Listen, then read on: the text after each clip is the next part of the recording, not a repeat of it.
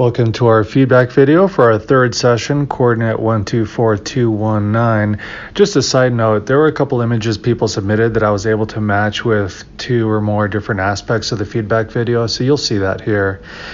And the target was somewhere in the town of Nederland, Colorado, a little mountain town about an hour northwest of Denver, Colorado. Beautiful place to hang out. Here I am walking closer to the target location, this little bridge that goes over a river, and you can see that one of the viewers must have been already picking up on it, even though I wasn't on location yet. But this is a really good image here of the bridge, and it says it's near water, flowing, airy, and green. And you can see that we're outdoors. There's the greenery in the background, and the bridge does go over an actual river. And this viewer also drew a little stream with a fish in it, which is interesting.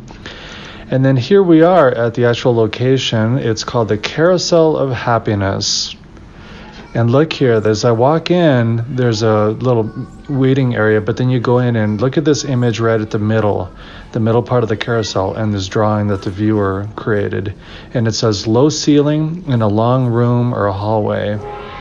And then the words here are zoo and then party at a communal space. So those are a pretty good match.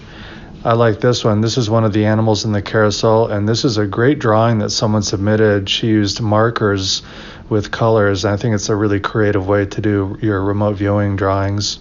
And then here, two different people submitted sketches that I was able to match up with the horns on this moose on the carousel. Now, one of those drawings I was also able to match up with this part of this decoration that was on the wall. And then again, the viewer using the markers, she drew something metallic, and I was able to match that up with the railing around the carousel. And here it says electric, staticky, breezy, noisy people and dirty cage. And can you imagine all the germs all over those animals? And then we read wings flapping and pet store. So I think the reference to animals here is interesting. Again, this image that someone submitted could be used here. This was earlier matched up with the moose horns. And someone wrote emblems on display like medals. And here we see a display for two Vietnam vets who are being honored here. And there are the flags that were on their caskets. And so very decorative. And here this viewer writes conical shape. And if you look at the machinery here, look at the gears and the wheels, but also the whole turning of the whole carousel is very round.